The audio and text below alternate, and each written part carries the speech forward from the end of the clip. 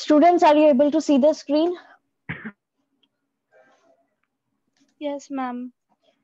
Okay, today we will revise development chapter 10. ये हमने chapter अभी रिसेंटली कंप्लीट किया है और हम इसको अब रिवाइज करेंगे. ओके, अगर आपको पहले से ही आपकी प्रॉब्लम्स मार्क्ड है इस चैप्टर की कि आपको कोई चीज समझ में नहीं आई है तो आप लोग भी पूछ सकते हैं, अदरवाइज नहीं तो फिर हम इसके टेक अवे पॉइंट्स जो है वो रिवाइज शुरू करेंगे करना. अगर आपकी कोई प्रॉब्लम है तो आप लोग भी पूछ सकते हैं इस चैप्टर से रिलेटेड.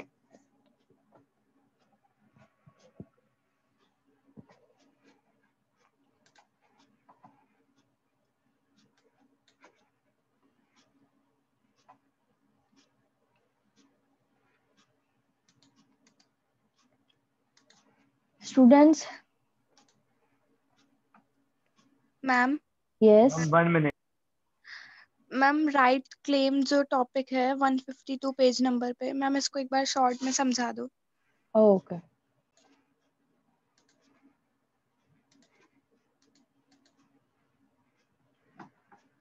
पेज नंबर कौन सा बताया था है ना आपने?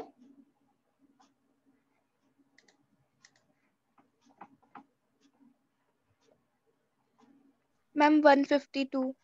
Okay.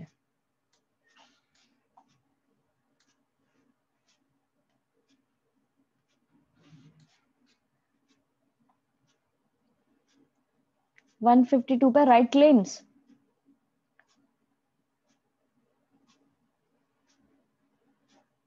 Yes ma'am. Okay. We have noted how the benefits of development have been largely cornered by the powerful, and the cost of the developmental model have been borne by the poorest and the vulnerable sections.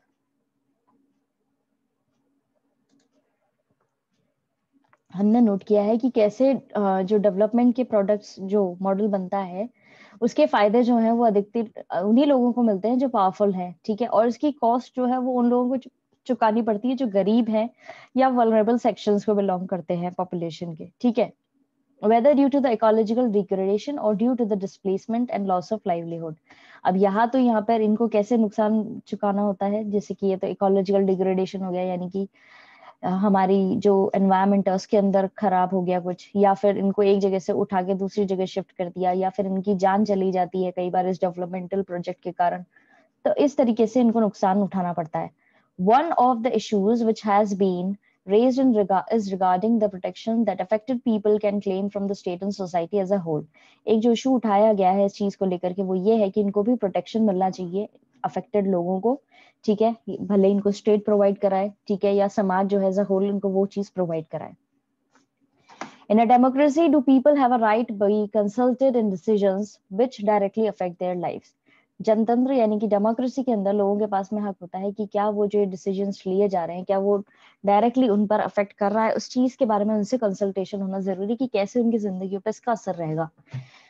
Do they have a right to livelihood which they can claim when an activity sanctioned by the government be threatens their source of livelihood?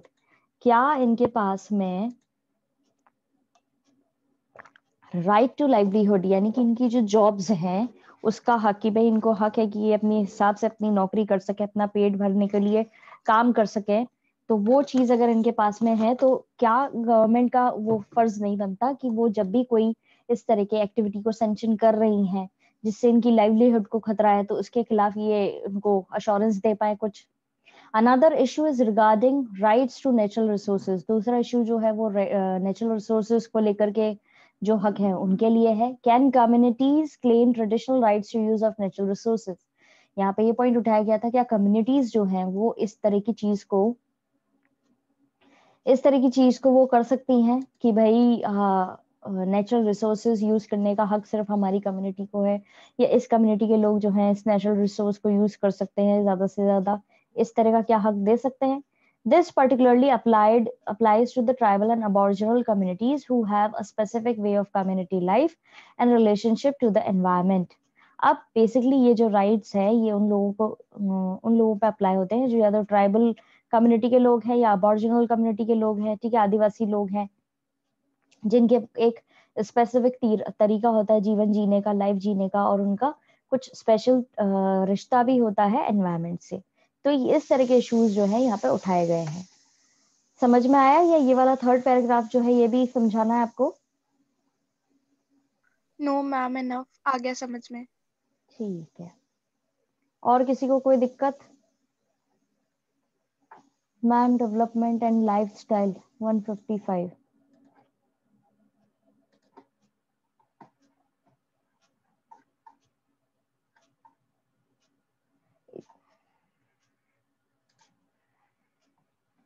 Development and lifestyle में ये first paragraph समझ में नहीं आया Hrithik? Yes, ma'am. An alternative model of development would also try to move away from the high cost, ecologically wasteful and technological driven notion of the development। एक alternative model जो है development का वो भी ट्राई करता है कि उसमें हाई कॉस्ट जो है उसको हटाया जाए, इकोलॉजिकल वेस्टफुल चीजें जो है इकोलॉजिकली वेस्ट है उनको हटाया जाए, टेक्नोलॉजी का इस तरह यूज किया जाए कि डेवलपमेंट हो सके। Development should not be measured only by the number of cell phones in the country. अब एक देश के अंदर कितने फोन्स जो है वो बन गए हैं और कितने लोग उसको यूज कर रहे हैं, उससे ही आप डेवलपमेंट को मेजर नहीं कर सकते।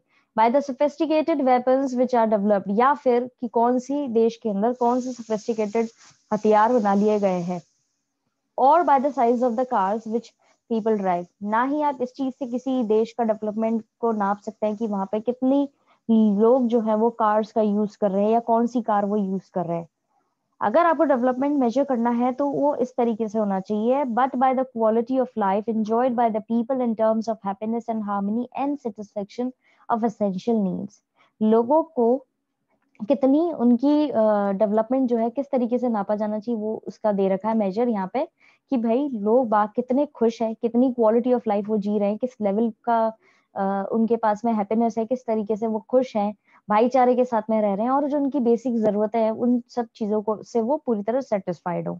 ये होना चाहिए डेवलपमेंट को मेजर करने का एक standard. At one level, effort should be made to conserve natural resources and use renewable sources of energy as far as possible। First level पे एफर्ट जो है लगाने चाहिए कि कैसे हमने नेचुरल रिसोर्सेज कंजर्व करने हैं और कैसे रिन्यूएबल सोर्सेज जो है एनर्जी के वो यूज करने हैं।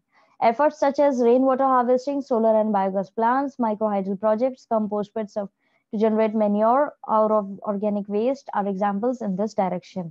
अब यहाँ पे इस चीज के एग्जाम्पल दे रखे हैं कि कैसे हम एनर्जी रिन्यूएबल कर सकते हैं, ठीक है, कंजर्व कर सकते हैं। पहली बात नेचुरल रिसोर्सेज को, उसमें आता है रेन वाटर हार्वेस्टिंग, सोलर और बायोगैस प्लांट्स, माइक्रोहाइडल प्रोजेक्ट या कंपोस्ट पिट जनरेट करने के लिए मेन्योर। ठीक है, ये एग्जांपल है इसके कि कैसे हम नेचुरल रिसोर्सेज को वो कर सकते हैं conserve. Such activities have to take place at a local level and therefore demand higher involvement from people। अब इस तरह की एक्टिविटीज जो है उसमें ये उसी लेवल पे, लोकल लेवल पे ही हो सकती है और यहाँ पर लोगों का ज्यादा से ज्यादा इन्वॉल्वमेंट होना चाहिए। बड़े प्रोजेक्ट्स जो है जैसे कि है big projects are not the only way to effect big improvement. बड़े प्रोजेक्ट्स जो हैं वही एक तरीका नहीं है कि आप उसी से ही इम्प्रूवमेंट ला सके। Opponents of big dams have advocated a series of small dams and bunds which require much less investment, cause minimal displacement and can be beneficial to the local people। अब ओपोनेंट जो बड़े dams बनाने के opposition में है, उन्होंने बोला है कि आप छोटे डैम्स बनाइए, बंड्स बना दीजिए जिसमें कम इन्वेस्टमेंट लगेगा, कम डिस्प्लेसमेंट होगा और वो लोकल पॉपुलेशन को भी फायदा देंगे। तो ये था आपका डेवलपमेंट एंड लाइफस्टाइल। किसी और को कोई दिक्कत? मैम इसका सेकंड पैराग्राफ भी बताएगा। क्या शॉर्ट समझ लाइन है ना, है? नॉट द ओनली वे से लेके local population. At another level, there is also a need to scale down our need for non-renewable resources by changing lifestyle। दूसरे लेवल पे हमें जरूरत है कि हम सारी non-renewable resources को जो हमारी लाइफस्टाइल को चेंज करते हैं उनकी कितनी हमें जरूरत है उसको लिख लें एक तरीके से। This is a tricky issue because it may appear as if people are being asked to accept a lower standard of living। ये एक ट्रिकी इशू है क्योंकि लोग बागों को लगता है कि हम अपनी लाइफस्टाइल जो है वो एक लोअर स्टैंडर्ड पे लेके जा रहे हैं अगर हम इस चीज को यूज करते हैं तो। This could also be seen as a curtailment of their freedom to choose. और इससे उनको ये भी लगता है कि हमारे फ्रीडम को थोड़ा सा रिस्ट्रिक्ट किया जा रहा है कि हमें किस तरीके से लाइफ जीनी है. But debating the possibility of alternative lifestyles could also mean increasing avenues for freedom and creativity by opening up alternative visions of the good life. इस चीज पर डिबेट भी किए गए हैं, कई सारे चीजों पर इशू उठाया गया है कि किस तरह की लाइफस्टाइल जो है वो हमें जीनी चाहिए जिससे हमारी फ्रीडम को भी ज्यादा नुकसान नहीं हो और हम एक अच्छी जीवन जी सके और हमारे सोर्सेज जो है उनको भी नुकसान नहीं हो. However, any such policy would call for a high degree of cooperation between governments and people across countries. और इसी तरह की चीज को करने के लिए लोगों का कॉपरेट करना बहुत जरूरी है. This would mean adopting democratic methods of decision making on such matter. इसी चीज को फॉलो अप करने के लिए यहाँ पे डेमोक्रेटिक मेथड्स जो है वो यूज किए जाते हैं. But if we understand development as a process enhancing one's freedoms and think of people not as a passive consumer but as an active participants in deciding development goals, it should be possible to reach agreement on such issues.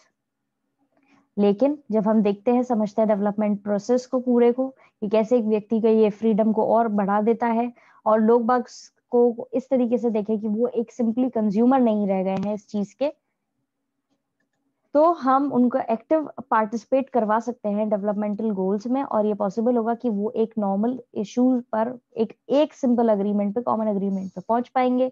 In the process are notions of rights freedom justice would be extended. और इस तरीके से हमारा जो rights हैं वो भी change होंगे, फ्रीडम और जस्टिस भी हमें मिल पाएगा. किसी और को कोई दिक्कत समझ आया?